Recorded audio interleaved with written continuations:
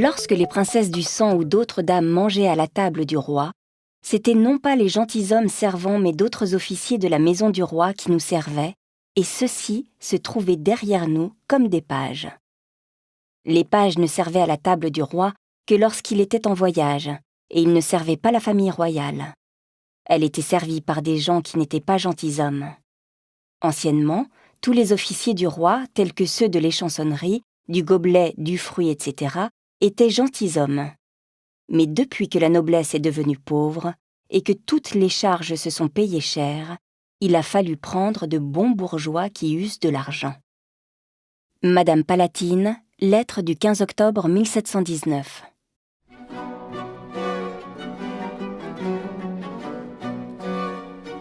Bien qu'elle ne se soit jamais faite à cette insipide étiquette, Madame Palatine, belle-sœur de Louis XIV, comme elle le montre dans cette lettre du 15 octobre 1719, était très regardante sur les principes.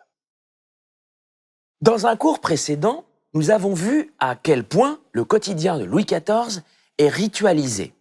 Sous l'œil des courtisans, le roi répète chaque jour, inlassablement, la même représentation dont les repas sont l'un des moments clés. À l'héritage des grands règlements d'Henri III, on ajoute des dizaines d'articles pour préciser l'ordre que le roi veut que l'on observe à ces occasions.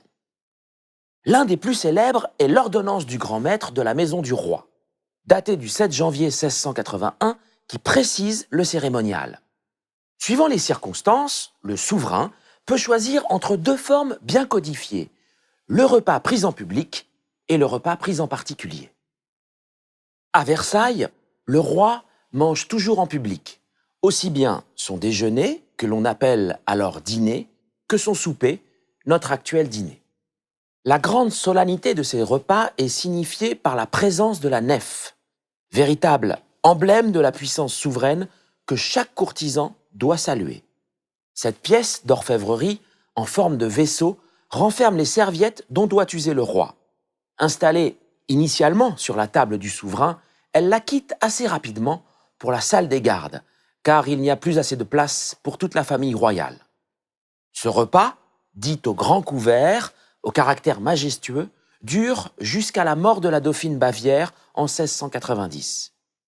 N'y est convié que le cercle étroit de la famille royale, c'est-à-dire les fils et filles de France, les petits-fils et petites-filles de France. Parfois, Louis XIV autorise ses filles légitimées à y participer, mais il ne le fait que parce qu'il ne souhaite pas manger seul lorsque son frère, monsieur, et sa belle-sœur se trouvent à Paris ou à Saint-Cloud. Le service se fait indifféremment dans l'appartement du roi ou celui de la reine.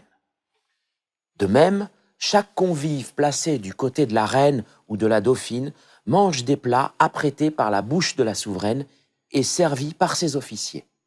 La réciproque se fait pour les convives installés du côté du roi où s'affairent les officiers de Louis XIV. Après la mort de la dauphine, le rituel du petit couvert fait son apparition. Il prend ce nom pour marquer l'opposition au grand couvert, dont il ne partage pas l'apparat. La nef n'est par exemple pas présente, pas plus que le cadenas, ce petit coffre de métal précieux dans lequel se trouve le couvert du roi. Le repas se prend toujours en public, mais le roi mange seul, dans sa chambre, et le maître d'hôtel ne porte pas le bâton de commandement pour orchestrer le service. Le grand couvert est désormais réservé au souper, que le roi prend dans sa première antichambre.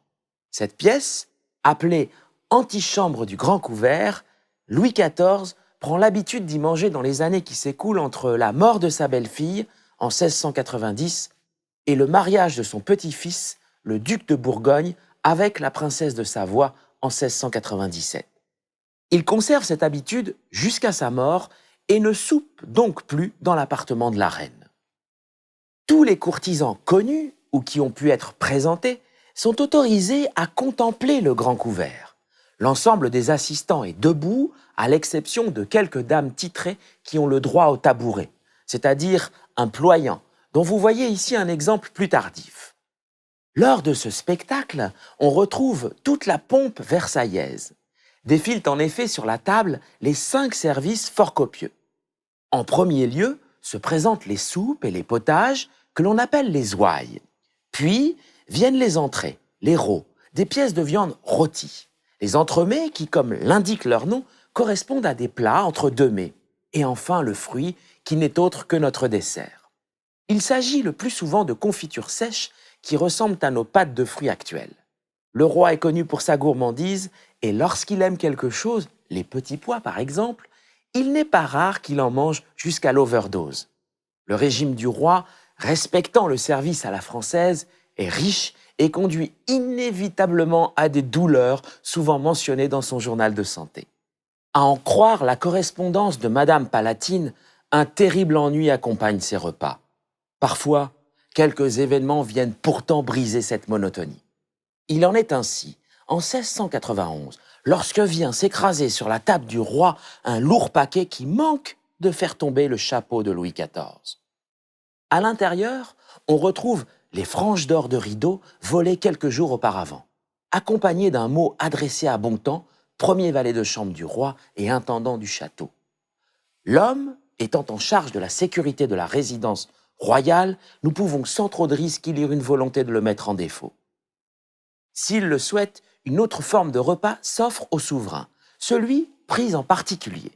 L'étiquette est alors assouplie, mais elle reste bien codifiée, notamment lors des retours de chasse.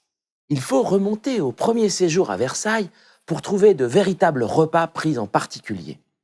Louis XIV profite alors régulièrement des longues soirées dans ses jardins et fait parfois ce qu'on appelle médianoche, en ne dînant qu'après minuit avec ses maîtresses. Qu'il soit pris à l'extérieur ou dans les cabinets, le repas en particulier rompt le cérémonial puisque seul le personnel de service strictement nécessaire est présent. Ce type de repas se retrouve lors des premiers voyages de Marly où seules les dames sont nommées, mais où leurs maris peuvent évidemment les suivre. À Marly, le roi engage plusieurs réformes avec la volonté de réduire le luxe débordant de ses repas. Mais la dépense reste toujours aussi importante. Princes et princesses tiennent eux aussi leur table, si bien qu'il faut, comme à Versailles, installer les cuisines pour les officiers du commun, qui désormais suivent également le roi dans ce déplacement.